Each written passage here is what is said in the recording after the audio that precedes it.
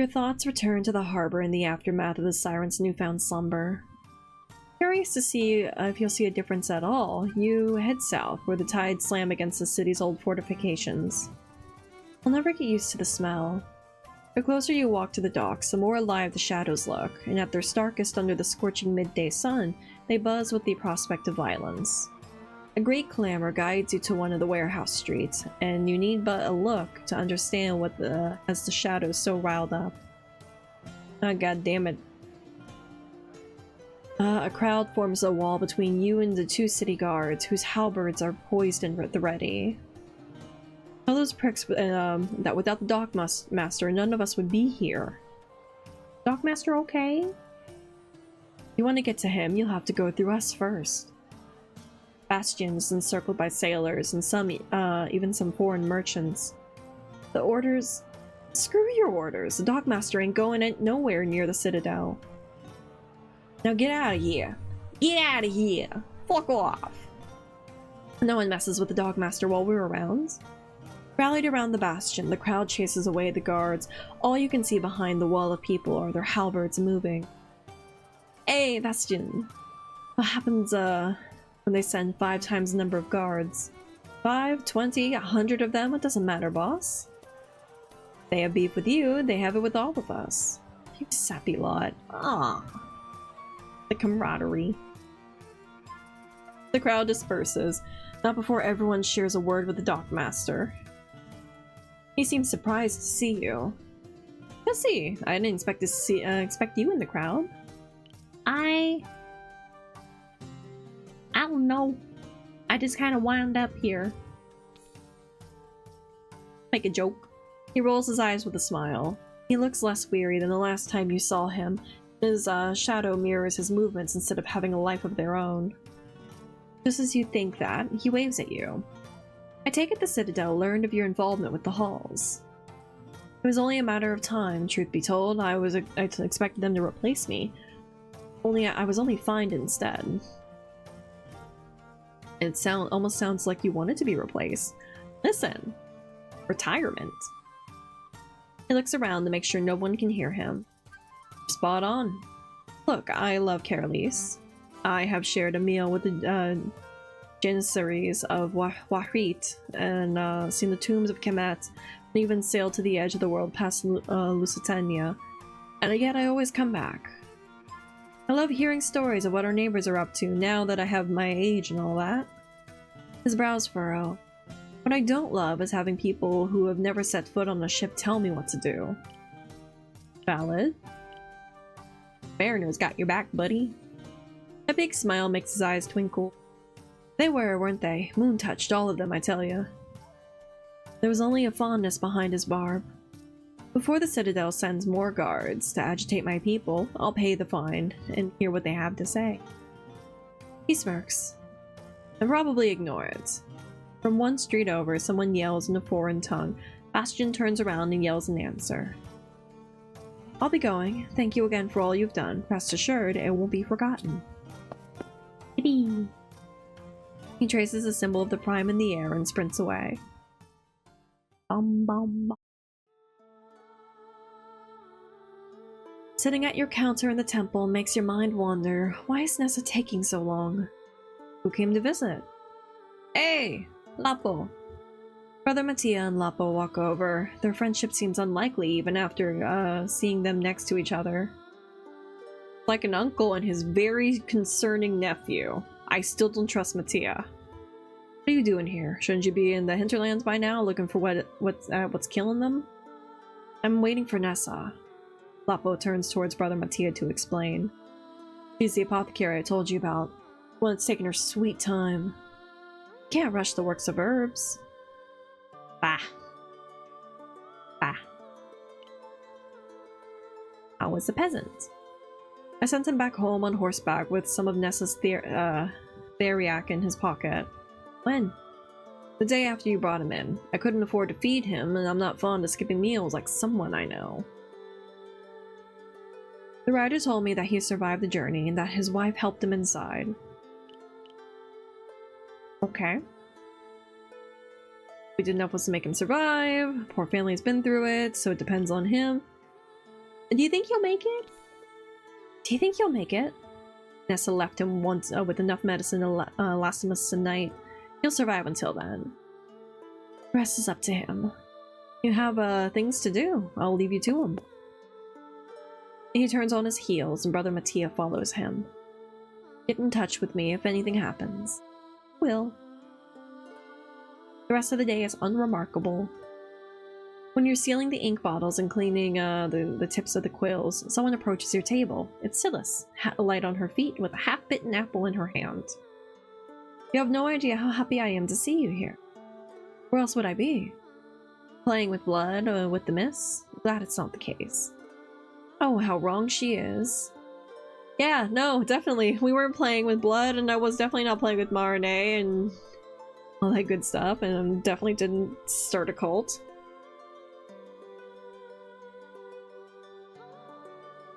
Fuck, I have to drink water. Oh my god, why am I so dehydrated?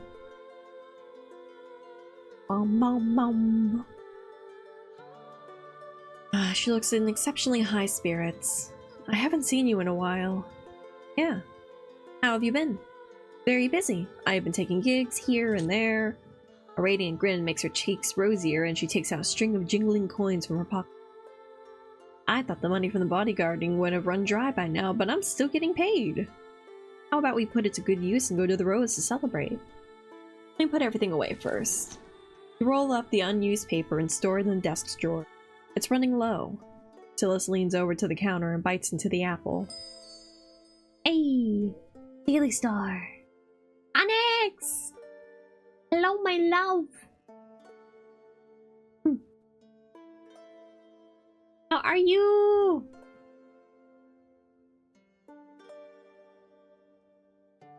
Has the miss kept in touch? Hi.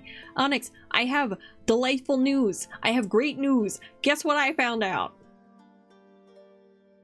Guess what I found out? Yes. Yes. Yes. Yes. Yes. Ah. Ah.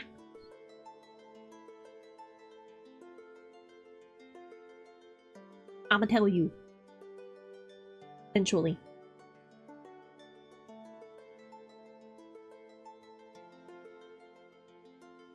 Romance Coleana can't. No, we can't. However, I did find out. Alpheon told me, since he's an envoy like me, we can't get pregnant. Which means he can plap, plap, plap till the end of time. I can't get pregnant, and neither can he. But that's okay, I won't stop trying.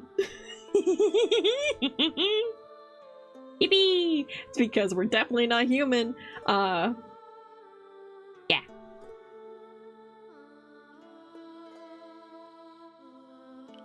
Also, he said something along the lines of where he's like, yeah, I sleep around a lot, and I have the lambskin condom to, like, give them peace of mind, and all that stuff, and, like, give them a night, and he's like, and you're like, well, what if I want a night? What if I want to ride that rodeo? And he goes, oh, you wouldn't have just a night, you'd have my eternity, and I'm like, ah! Fuck! Ah! I'm gonna romance this man. I love them all. I'm gonna go with Alpheon. The two of us are immortal. We can live forever. Yippee. Okay, you can say that. I got distracted. Back to lesbians. As soon as the desk is clear, Silas pulls you out of the temple. Let's go! The Rose was always the same, hazy with the smell of smoked meat and wine. I'm okay. Also, how are you? How was your Monday? Sitting in languidly on a sofa, Alpheon is strumming his lute alone for once. Aww. No one wants to watch him. Silas walks to the counter with a spring in her step. Oh, you again. I'm here to pay my tab. I'll believe it after I see it. Slap those coins on the counter, baby. Drops a handful of shiny coins on the counter. Annoyed, the innkeeper begins to collect them. Slowly, his scowl turns into a smile. Well, I'll be. You'll be generous enough to offer us some wine on the house? Water. And good enough for me. And some little oranges. Once the food arrives, Silas throws herself on it like a starving woman. God, I love her. I haven't eaten this good in a while. Nope, I'm not gonna say anything. Live your life, girl. Between the mellow music and the rich flavors of the stuffed fried rice, she calls them little oranges. Huh. Stuffed fried rice. Sounds really good. I thought it was like fruit. I really thought it was like oranges, like we're having fresh citrus. But like, stuffed rice ball?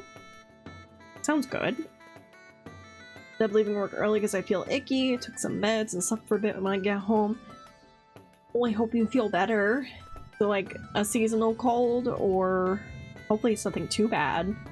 I honestly, whenever like I get an inkling of icky, I basically just like pills, cold medicine, and it's like I have to do non-drowsy so I can survive during the day. But like once it's nighttime, I'm like, give me the heavy shit. I don't want to be sick. Feels like allergies because pollen count. Ooh, God, I had that a couple weeks ago. My allergies were so bad, it was just sneezing non-stop. I can see that being a thing. Somehow allergy sneezes are far worse than like a cold sneeze. Because like, at least you know you're sick with a cold, but when it's like allergies and it's just like drippy. Ugh. Hate it.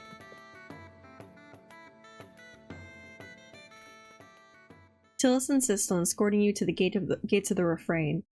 Time flies. Will you be alright on your own? It's quite late. I know, I will. I know these streets like the back of my hand. Ah.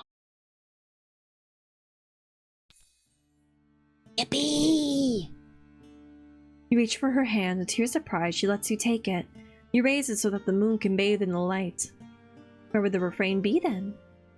Tillis wiggles her pinky. Here, because it's the finger I know how to use the least. And what about the safe house? She thinks for a moment, and then wiggles her middle finger. So your path. You follow the curve of her knuckle like a map. Unlike her digit, it is still soft, and keeps your touch. You keep your touch gentle, like that of a feather. It's like this. Your touch connects both knuckles. Phyllis is holding her breath. No? But yeah. Her voice is choked. To think that someone as so innocent as her is flustered like some blah blah. I'm not great at reading. To think that someone so innocent has her flustered like this. Something so innocent. Oh! Oh! Oh! Fuck! Obviously we're the top in this situation. Give me that hand. Nobody has ever done that to me. Do you like it? Wordlessly, Silas nods. She clutches her hand like you kissed a treasure. She clutches her hand like like a treasure. I'm flustered. I should get going. I'll see you soon. So? A stern knock at your door, followed by the slip of paper sliding underneath it. Thank you! You crouch to look at the note. It bears Marine's handwriting, but her usual affections are missing. Affectations? Nessa knows what's causing death by blood. It's the water. Come to the shop first thing. M. The black substance that coats their insides comes from the water. Poison the water supply. You take your cloak from the door and head out. On your way to the apothecary shop, you see two familiar faces. Missy. Good morning. Despite Silas's dislike for Nessa, I could not exclude her today. Silas mumbles something under her breath, something that sounds awfully like thanks. When you arrive at the shop, Nessa is already busy chopping herbs with a half-moon knife. You came. I mean, Silas did too last night, but that's besides the point. There are several glass vials strewn about on the working table. Some of them contain an ink-like liquid. Others are filled with something filled with something clear as water. I'm gonna drink water.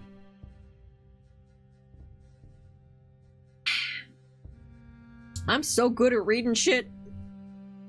I should do an audiobook. Stutters and all.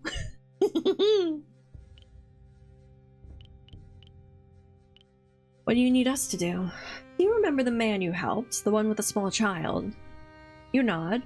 I pray he is still alive. He hands you a silver case. If he made it, here's some theriac. You need to ask him for from which wells he drank. Your best at reading. Thank you!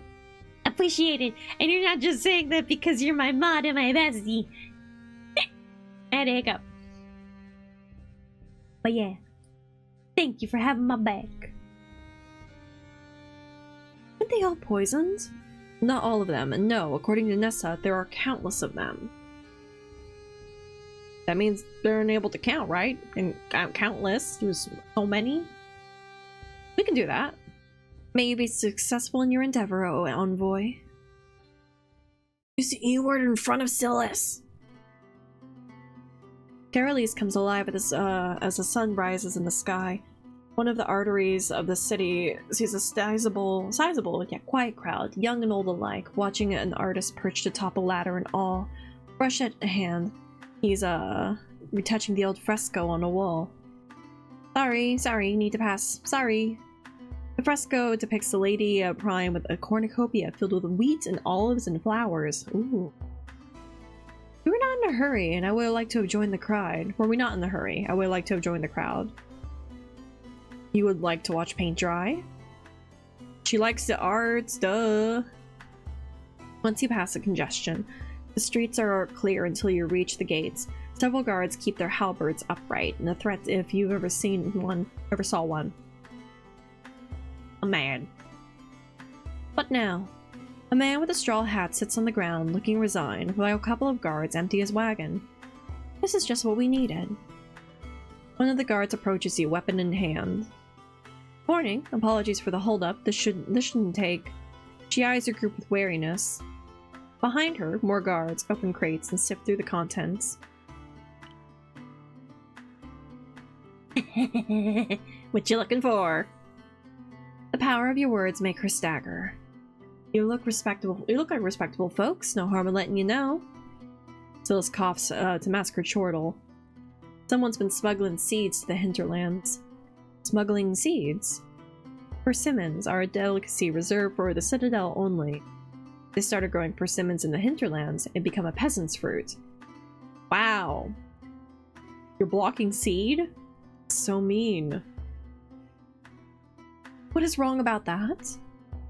Before she can answer, your thrall is broken. Disoriented, she leans on her halberd for support. Another good look at your group, at you, fashioned like a merchant, and those blue silks of Marinette, is all the guard needs. You're free to pass. She tips her feathered hat and lets you walk past the wagon. Hey. The house outside the city walls don't look nearly as sturdy as the ones inside. Gardens and patches of trees gradually become more frequent, then morph into fields that stretch over the hills. The grapes that populate the vineyards are still young and sour. While they mature, the peasants tend to patches of leafy greens or fruit trees, amid the chirps of birds and the buzz of insects. The dirt path you follow last time leads you to the tiny settlement at the foot of a hill. The blinds of a peasant's house are open. Who wants to do the honors? Me. I will. Wait. Marinette, because she had like the repertoire with a kid. You hear a yelp followed by a pitter-patter of feet. Miche, it's Marinette. You remember his name? The door unlocks and the child looks at you through the opening. Hello. How is your father doing? If he's well enough to talk, would you mind letting us talk? Mind taking us to him? Ma said I shouldn't let anyone in. She's right. There are plenty of bad people around. Marinette clicks her tongue. Just want to talk. We can speak through the door. We're not bad people. We can come back once she's here. We'll speak through the door. I don't want to walk down the path to get here again. We can speak through the door if that makes you feel safer. We brought more theriac for your paw. Miche hesitates for a second, then fully opens the door. Thank you. Oh, yeah, that's a peasant's house. The inside of the house has seen better days. Mud cakes the floor and everything seems covered in a layer of dust. Miche scuttles back to grab a broom too big for him. He didn't have a limp the last time you saw him, but he drags his foot now. Pa's upstairs. I believe you should come with us. Why? You're the acting head of the house, aren't you? Ma is. Your ma is not here, and as the second in command, you're the one in charge until she returns. Judging from the state of the house, his mother has not been home for some days already. Oh no. I guess you're right. He drops the broom on the ground and jogs towards the stairs. A wince makes him slow down. Over here. The upstairs is marginally cleaner, save for some straw by the bed. The smell, however, made the pillow explode. The ripped pillowcase has been kicked by the foot of the bed, still half filled with straw. A figure tosses and turns under the thin bed sheets. Is that your father? Once, Silas doesn't bicker about being ignored. The peasant you helped tosses again, twisting the soaked bed sheets. A piece of straw is scratching his neck and makes him turn again. His eyes are open, but he does not seem conscious. And the fucking mom abandoned this child? She might be dead too. I don't know. This isn't great. Spot glass shards by the foot of the bed. Dead flies floating in the water carafe by the bedstand. This wretched place, you feel something inside you bloom. The abyss is here, leaving its mark on the father's delirium. Built on the floor, and the tears Misha tries to contain. You feel as though the roots of a flower are carving their way through your heart. Jesse? The shadows crawl closer to you, strain themselves to comfort you with their touch. Nessa left you with some theriac for a reason. You scrape some of it in the case and drop it into the farmer's grasping.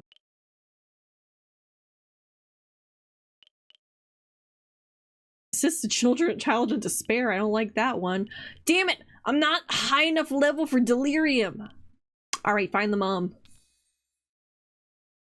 Your eyes follow a trail of straw to the ripped pillowcase, then jump over the child, who shifts his weight from his injured leg to the other. Did this. Your mother. Oh no.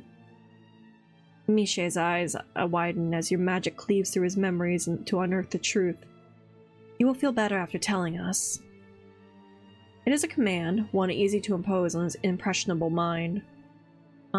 She was crying so much. She was so tired. Pa wouldn't sleep with his screams.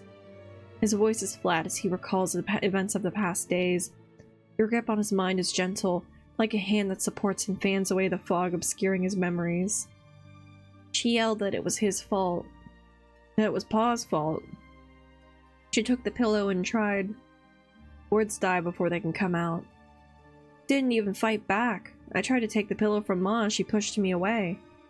That's when she saw it on the ground. The case of theriac was given Pa and it slipped out of my pocket. It was the last time I saw her. Renee crouches next to him. Thank you. Oh, this poor kid! The words break your spell and Misha's little face contorts in a red, teary mask. We're going to find her and drag her back. That's the plan. Misha? He's a slobbering mess of whimpers and tears. What's your mother's name? Rita. Do you know where she went? Your power makes the tears stop. She said that the one could always find work in Carolise. So she's the idiot I thought she was. Aww? Hey! Stay here with your paw. I need to have a non-squirt talk with these two.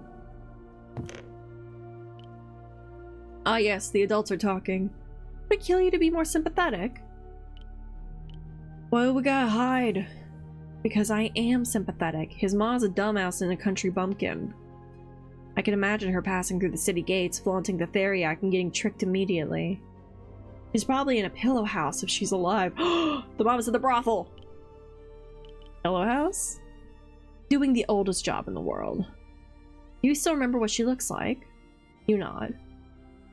I don't. Larne peeks from the staircase. Or Misha peeks from the staircase. Someone needs to keep an eye on Misha and his father. That someone's you, right? Seems like it.